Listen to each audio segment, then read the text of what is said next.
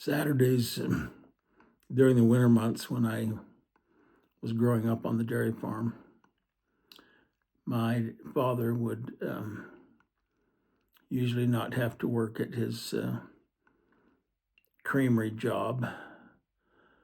And of course, he had the dairy farm to run, and we all tried to help do that. He still took the lion's share of the responsibilities, but we all tried to help. And on Saturdays, it was kind of a special day for me, at least as a young boy, because that was the day in a good portion of the winter that we'd hook up a team of horses to a horse-drawn sleigh. Now, this was a sleigh, not like you go for a joyride on. This is a kind of sleigh that was flat and had some sides, front and back, and at least on portions of it. And you would we anyway would stack hay on that on that sleigh, and we had to drive clear up in through to the fields to get it. It was a stack that was stacked loose, which they did a lot of back in those days, and it wasn't baled or didn't have strings in it. It was just pushed together and thrown up in a pile using what they called a ricker, or sometimes they'd use what they called a Jackson fork. I won't go into what those were right now, but you can look them up. Probably pictures of them somewhere. But I used to like to watch my dad as he'd get the horses and hook them up, and I have often thought of a particular pair of horses that he had. They were a pair of horses that he bought out of Star Valley, Wyoming. Some guy over there had them and had trained them somewhat, but I guess didn't need them anymore, and my dad ended up buying them. They were roan Belgians, as I remember it. And when I say roan, that's a coloration pattern. It's kind of unique. It's kind of a shading, and these horses were roans. There were other kinds of shadings. There was like a blue, what they'd call a blue roan. And there's even a song made famous by, I think, Eddie Arnold, is what I remember singing it. It's called A Strawberry Roan. And some guy tries to write it, and I won't let him because he's too feisty and mean. But you can have Eddie Arnold sing you Strawberry Roan. It's a song that has some special meaning to both my wife and I, because our fathers would, and back in the day it must have been popular too, because our fathers kind of both had it memorized. And if you ever got them alone and got them started, they'd sing you, "This is the story of the Strawberry Roan." And it's kind of fun to listen to them do that. But that's a side note. These horses were bought out of Star Valley, Wyoming, and we'd hook them to the sleigh and go up and get this loose shovel with a pitchfork, not shovel, but fork with a pitchfork. This hay onto this rack, and we'd have to be careful how we did it. We drove the sleigh up empty, but we was careful when you fork the hay on. You have to kind of stack the corners first and pull the hay around a little bit as you put the other on, and kind of look at how the strands of hay were going, and if you were real careful how you stacked it, the hay would stay on the sleigh the whole trip home, and you could get quite a bit of hay on a sleigh bed. And I can remember driving up with my dad on especially warm summer days. I don't remember going so much in blizzards. I think we kind of held off if we could wait for a better day, but time was limited too, so we went mostly on Saturdays anyway. And I can remember those warm summer days, especially on the return trip, because we would settle down into the hay that we'd forked up on there, my dad and I, And he took the reins of the horses and knew how to drive them, and they were pretty trained, and mostly there was tracks there that they could just follow. But one of the things that I noticed and that he pointed out to me when it happened, that I've kind of thought back on a lot, just by way of drawing some parallels to my own life and to other people's lives as I've observed them. Their names were Duke and Dolly. And my dad would say, when he stopped, he'd say, "Whoa, Duke. Whoa, Dolly." Or he'd just say, "Whoa," out loud, and they'd both stop. Anyway, he talked to the horses using their names. And as we rode along in the sleigh, the sun shining down on us, it felt so good. And pretty soon you could feel the sleigh starting to slow down a little bit, and they just go to a walk, which my dad didn't mind all that much because he didn't believe in really pushing the horses and making them have a miserable time while they were pulling the sleigh, especially if we weren't in a big rush. But sometimes they'd slow down to where it just almost stopped. And sometimes you'd start to feel, if we both laid back and didn't really pay attention, we'd feel a little bit of kind of a jerky motion in the sleigh. And usually when that happened, it meant that one of the horses had stopped pulling like the other one had, and the other one was trying to make it go by itself. So you get kind of this jiggling motion in the sleigh. And as soon as that happened, my dad knew exactly what the problem was, because he'd driven those horses before. And he knew that Dolly believed in really leaning into the harness and pulling, and knew what it took to get from point A to point B. But Duke would always try to, what should we say, freeload off of Dolly's efforts. And he would just kind of take it easy, and my dad would always say, "Duke, get up!" And he'd yell at him, and Duke could hear him and pay attention, because if it ever got too far out of hand and Duke wouldn't do his job, my dad would reach up with the reins and slap him on the rear end and just really get him for his laziness. There was one place on the way home that we had to climb up out of kind of a meadow area up onto the plateau a little bit more, where our farm actually was. And when we got to that point, it was always interesting, because, in fact, I started to kind of look forward to it as I remember it, because the problem with Duke and Dolly is that Dolly wanted to do the pulling, and if Duke didn't have to, he wouldn't. And when we got to that steeper part, both of those horses had to be pulling for all they were worth, or we wouldn't get to the top of the hill. And if we started backsliding part way up, then it presented real problems. So my dad would keep a special eye on Duke, because he knew Duke was the one that was going to start slacking. And he'd keep a special eye on him. And just as we come to the base of that hill, my dad would say, "Duke, you do your job." And he let Duke know that he was being observed pretty closely. And sometimes he'd get the reins out and just tap him against the front boards there on the sleigh, just to let him know that he was behind there and was going to whack him one if he didn't get the job done.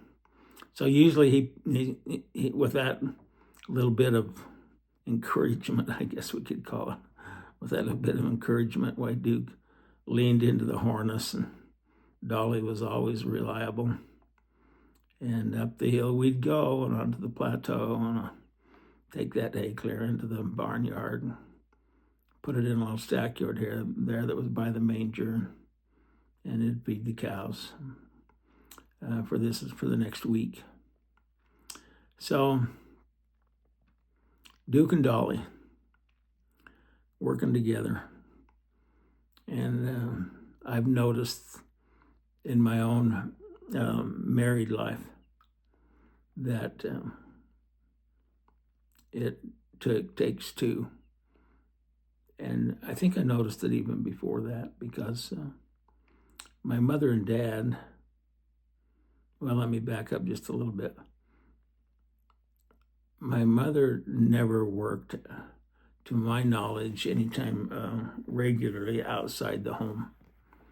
And I don't know whether they talked it over and that was their arrangement. I suspect they had, because I knew of other people's, even kids my age, whose parents, where the mom got a job outside the home as well as the dad and tried to make ends meet.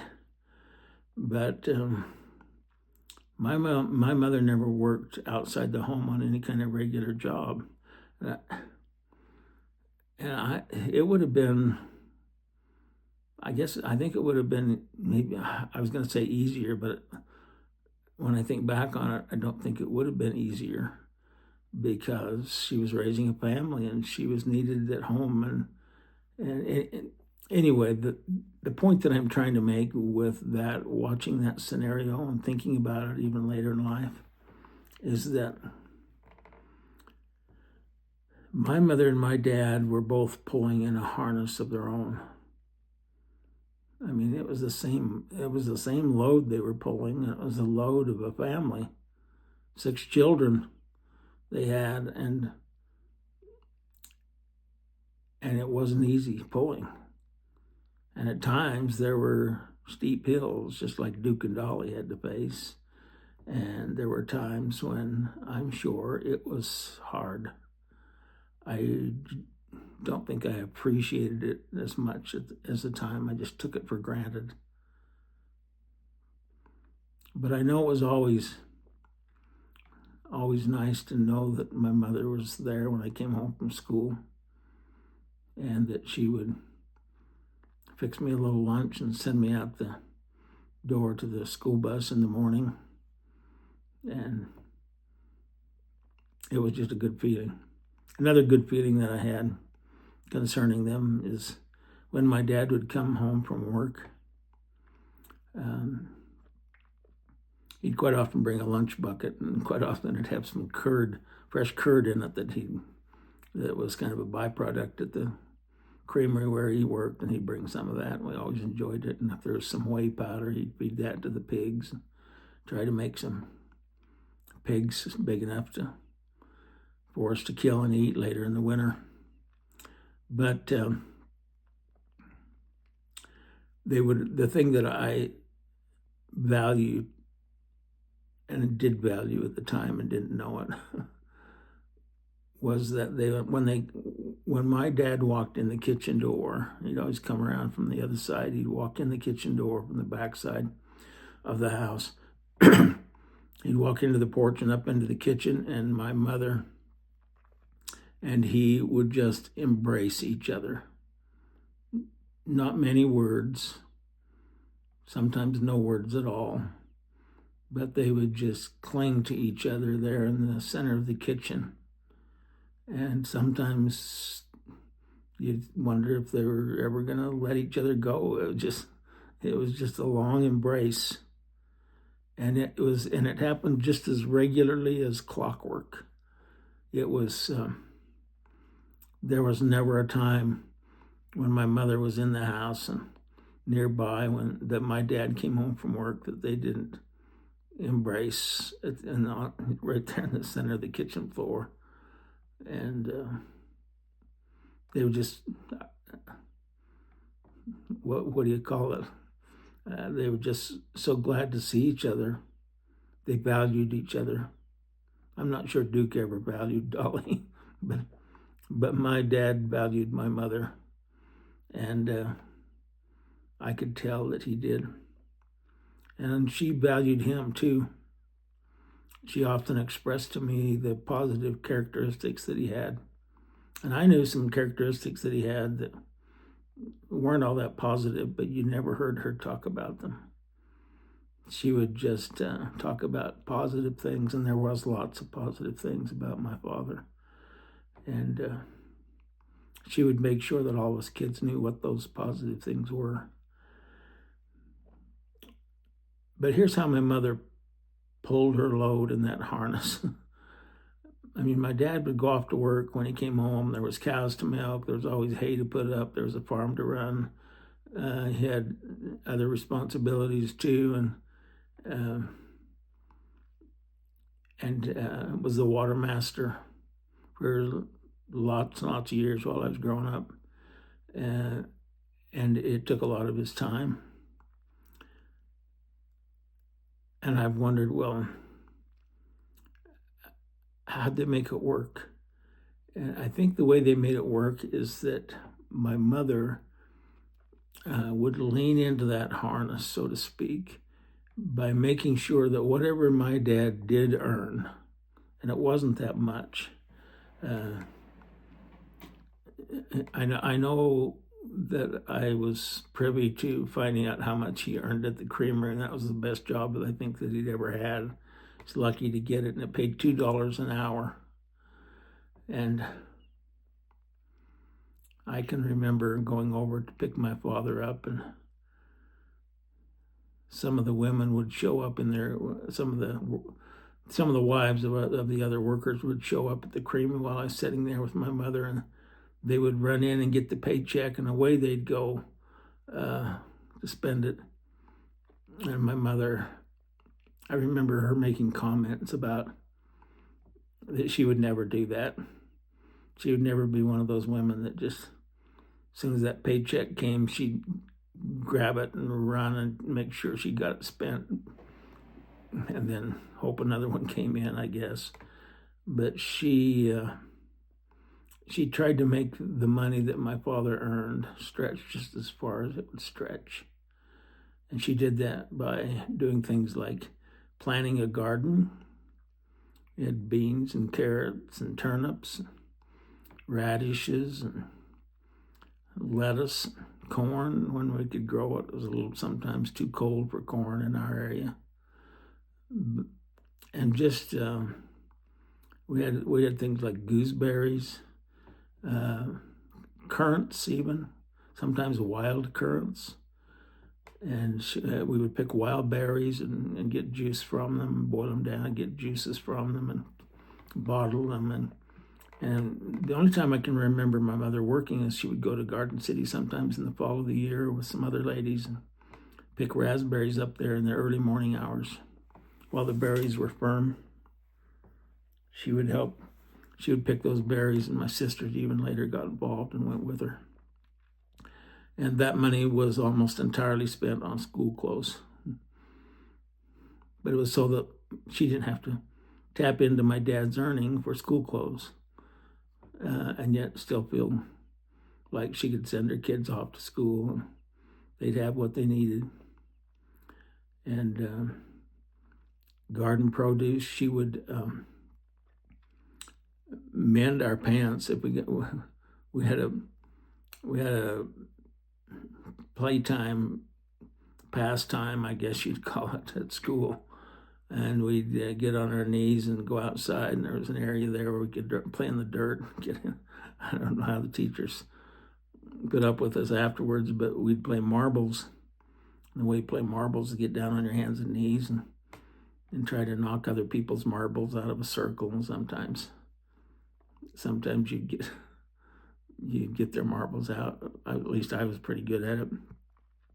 And you'd come home with your pockets bulging with marbles. Well, that's got nothing to do with my mother helping my dad much, but except for this one thing, and that's we'd wear holes in our knees. Well, you didn't just throw things away like they do these days when you get holes in your knees. Why, you'd find an old pair that you'd had to throw away a few months ago, and because they were worn out, and you'd patch them. So you'd stick a patch over the hole and get on the sewing machine that she had, an old treadle sewing machine, and she'd patch the hole up. Well, with the trends these days, they make holes on purpose, and maybe it's fun to wear patches. I don't know, but back in those days, it was a necessity. And she saved I don't know how many dollars by making our pants last longer. And when it came to socks, the socks would get holes in them almost always at the heels. they would wear out and get thin. And my mother would put a light bulb inside the sock. Then she would get what they called a darning needle and get some yarn, and she would go back and forth over that thin spot on the sock or where the hole was. And she would go back and forth a couple of different ways at different angles until that sock was good to wear for as long as we wanted to wear it. It was in the shoe. Nobody saw it anyway. It was kind of the way we figured it, and it would make those socks last a long time.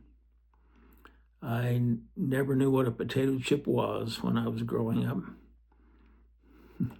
Honestly, if I did, it was because somebody else showed me one. We just never had them in our house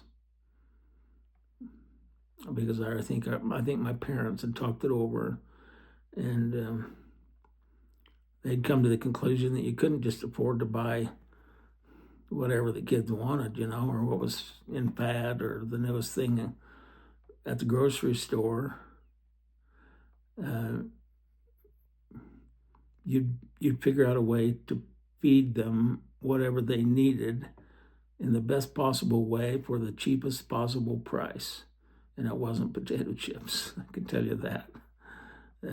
It was potatoes out of the garden, stored in a root cellar that you'd get out during the winter, and you'd peel, and then you'd boil them in some water and smash them. You'd have smashed potatoes, or you could do French fries or baked potatoes. There's just lots of ways that you can cook potatoes, as you well know. But potato chips wasn't one of them. I can tell you that. And there's no such thing as buying a bag of potato chips, because they were trying to work together to make the food, the money that was spent on food, go as far as it could. And they were both pulling in the harness. My mother would bottle just about anything and put it down in the basement, especially the winter months coming. With the winter months coming on, I can remember I can remember being down there with her once when the bottling season was about finished, or maybe was finished. She'd put up the last bushel of something, whether it was pears or peaches or what, carrots or whatever. But you could bottle about anything. And she knew how to seal up the lids and how to, put liquid in it so that it would stay, very edible. And then in the winter, when you needed it, you'd go downstairs and get a bottle of whatever. Sometimes raspberries that she'd pick and bring home from her summer excursion. To earn school clothes money. There was sometimes be berries left over, and she would bottle those, I remember. I can remember they would even bottle fish. And they wouldn't be trout either, because we'd always have those. We wouldn't have that many of them. We'd always eat them in a frying pan, but she would bottle suckers. I'll never forget.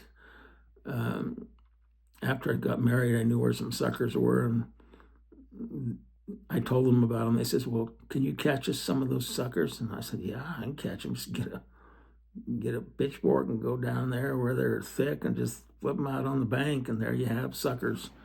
And we thought they'd be really good suckers, but they kind of come through those years when they didn't really need them all that much.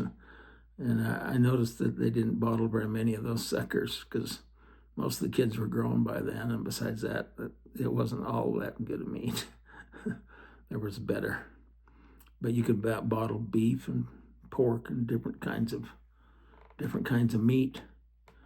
And it really made the food dollars stretch. There's all kinds of ways to do it. One of the things that I remember is that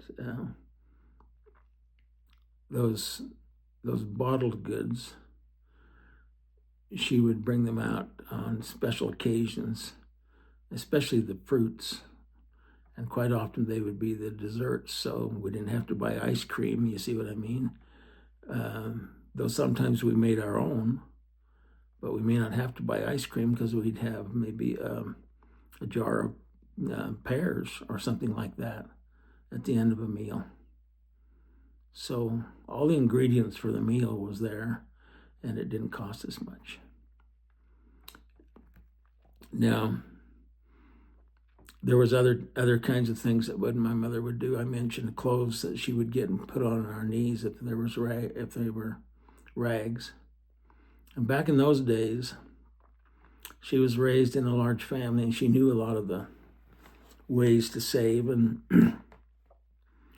what you would do when, instead of throwing clothes away when you outgrew them or they got holes in them or whatever, is she would cut the rags into strips, the clothes into strips. And then she would braid those rags. You'd get 3 strips from a common source, and then you'd braid them back and forth just like you would hair. You'd braid those strips until you had, and braid them quite tightly so that they would hold up. There wouldn't be rough edges on them. You'd braid them tightly, and then she would, after she had enough of them made, she would get some really strong sewing thread and a fairly sturdy needle, and you'd see her taking those braided strips of rags and used clothes and that had already been weaved together, and she would go around and around in a circle. And you can guess what came out of that. They were rugs. And so if you came into our house, quite often you'd see rugs. Instead of store-bought rugs, you'd see rugs made out of rags and clothing and different things to help offset what my dad would otherwise have had to spend his money on. And so by doing all those things, she didn't have to go to work like a lot of people did. She was able to stay home, and sometimes the kids would even join in darning socks or making rugs or whatever. And it was beneficial. There were some bonding experiences that went into that as well. And as I've thought back on it later in my life, I've thought, well, something, they had it figured out. They valued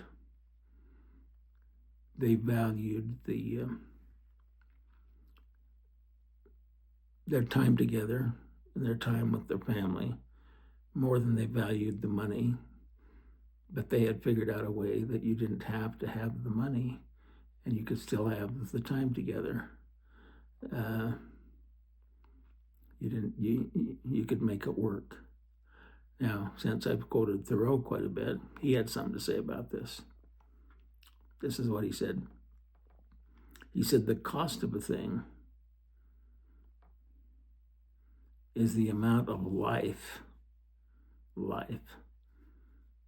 that you have to exchange for it. Now, that's not going to mean too much to you, but if you think about what I've just told you, let's just take the potato chips. It cost a lot more for potato chips than it did a potato, and they weren't near as good for you. And so what you'd have to do to get the potato chips is if you're going to do that through your whole food budget, you'd have to get a job and buy it at the grocery store, and then come home and serve it up. Well, if the cost of the thing is the amount of life that you have to exchange for it, think about it, it kind of is. Then you have to evaluate, is what I'm exchanging for this worth it? Am I getting an equal value? And somewhere along the line, my mom and dad had decided that her staying at home and working with the kids while he was off doing other things was more important than us having potato chips, if you know what I mean. And there's all kinds of similarities to that. The cost of a thing is the amount of life that you have to exchange for it. 30 minutes of life, 15 minutes, 10 minutes here, 5 minutes there. It all adds up. I can remember my mother, when she did have to go shopping, and she did, but she was very wise. She would watch what she bought and buy it very carefully, and if she knew she could provide it some other way than buying it, she would do that. But I can remember her bringing 2 paper sacks of groceries home, and they were filled right to the brim with different things. And she sat them on the counter and she said, I didn't do too bad today at the grocery store. Those 2 sacks of groceries cost me less than $10. And it's because, now, I know money's different then than it is now. But the reason she was able to feel good about that was because she had been very careful when she bought things. She looked at the value, she looked at the price per ounce or pound, whatever, and figured it out so that she could get the most value for the least money and be able to provide still the things that her family needed. Well, she was pulling in the harness just as every bit as much as my dad was, that was off working, maybe with sweat running down his brow and calluses on his hands. And they made it work. So I could tell stories, I won't at this time, but that I've experienced in my own life, trying to kind of pattern along the same lines as what they did. And to this very day, I consider myself to be a prudent buyer, though I make mistakes. And if I do, I usually own up to them real quickly and recognize them and at least chalk it up to experience. But there are some people that are just so careless. I can remember my dad going to see one of my sister's brothers, and this is long before I was born. But they tell the story even then, and they say you could go in their house, and back then if you didn't, there was just kind of what they called a swill bucket that they used to keep for the pigs, and there'd be whole loaves of bread in the swill bucket. And I can remember my mom and dad talking about they were just flabbergasted that somebody would make a loaf of bread and then let it waste, put it in the swill bucket so that you never got a chance to eat it, and feed it to the pigs, and then they would always follow up with what happened, and that they didn't make their marriage work. And I think it was maybe because they both weren't pulling in the same harness. They weren't pulling together. That's me being judgmental. I realize that. And maybe them too. But I've watched it, and there's a lot of waste.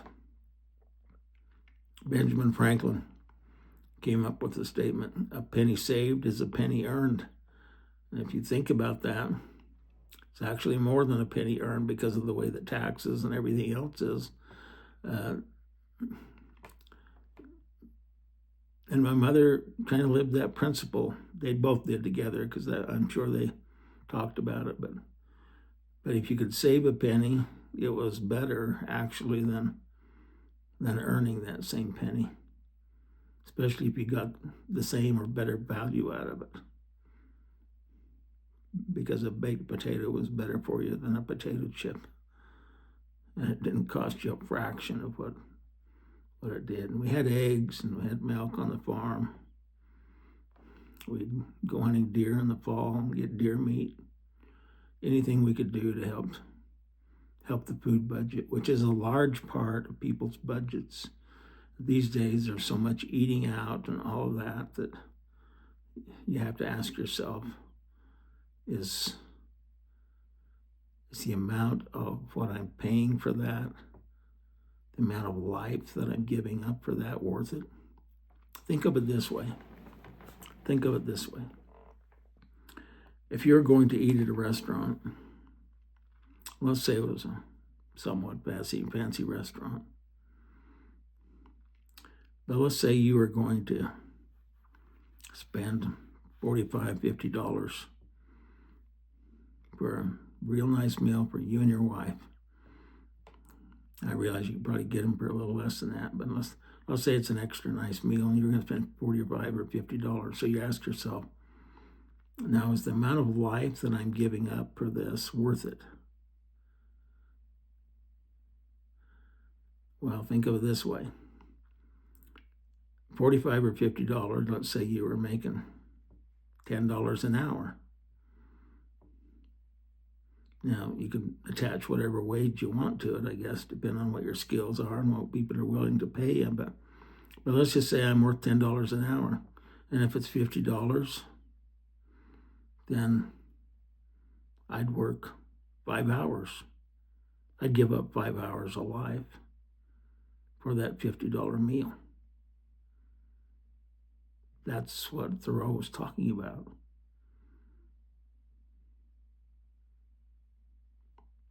Let's say you had to wash dishes for that money. Would you be willing to eat the meal and then go in the back in the kitchen and wash dishes for 5 hours to pay for what you ate? You see what I'm saying? We don't think about it.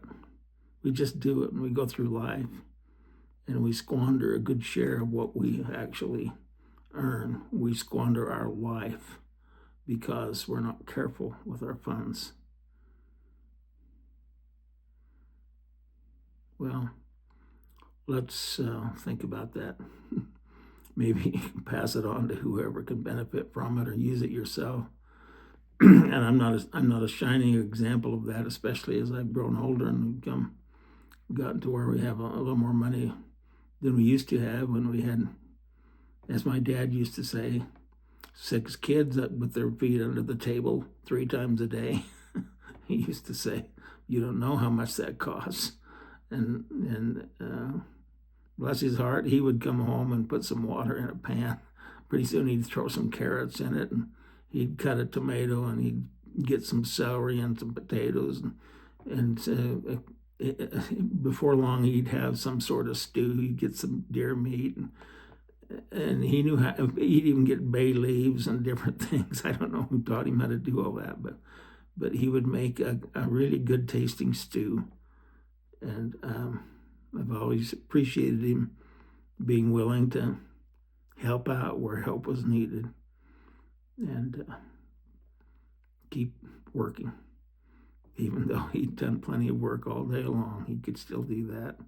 And the same thing applied to my mom. She wasn't afraid of putting on a pair of work gloves and going out to help fence or whatever it took on the farm. But you have to be willing to pull in the harness if you're going to get the load to its destination, just like Duke and Dolly. And hopefully you don't have somebody having to crack their whip over your rump to get you to do it. You just realize it, the benefit that comes from it, and you do it. Well, maybe this can help some of you as you go through your lives. Maybe somebody will use this, it'll actually benefit. And if it's taken with the right spirit, and you do it with the right spirit, if you do it like it's a drudgery or punishment, it's not going to work. But if you just smile like and wink like, I got this figured out, we can make this work. The positivity is contagious. And it just comes by thinking a little harder about what life is and what we're willing to give it up for. I only tell you all this because I love you. You know that. Good night again.